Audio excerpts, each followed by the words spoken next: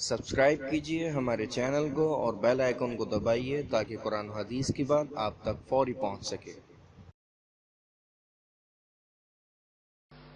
طواف وداع حج کے بارے میں بات چل رہی تھی۔ حج کے ارکان اور واجبات وغیرہ بیان ہو رہے ہیں۔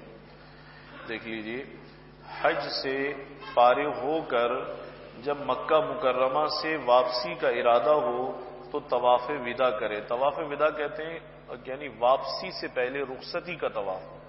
جب وداع ہو رہا ہے، وہاں سے رخصت ہو رہا ہے تو اس کا طواف کر لے۔ اس میں نہ رمل کرے اور نہ اس کے بعد سعی کرے، یہ صرف طواف ہے، اس میں سعی نہیں کرنی۔ مسئلہ طواف وداع باہر کے رہنے والے حاجی پر واجب ہے، اس نے خواہ کسی بھی قسم کا حج کیا ہو، تینوں قسموں میں سے کوئی سا بھی حج کیا ہو، لیکن طواف وداع اس کو کرنا ہوگا، یہ واجبات میں سے ہے۔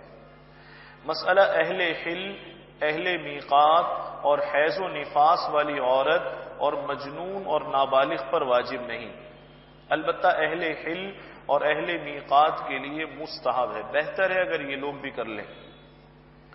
مسئلہ طواف وداع کے بعد اگر کچھ قیام ہو گیا تو پھر چلنے کے وقت دوبارہ طواف وداع مستحب ہوگا۔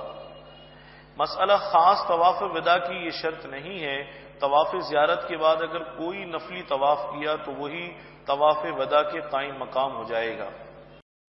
امید ہے اس ویڈیو کو صدقہ جاریہ کے طور پر آپ لوگ ضرور لائک اور شیئر کریں گے، اور مزید پرسرار پہلوؤں کے بارے میں جاننے کے لیے ہمارے چینل کو سبسکرائب کریں۔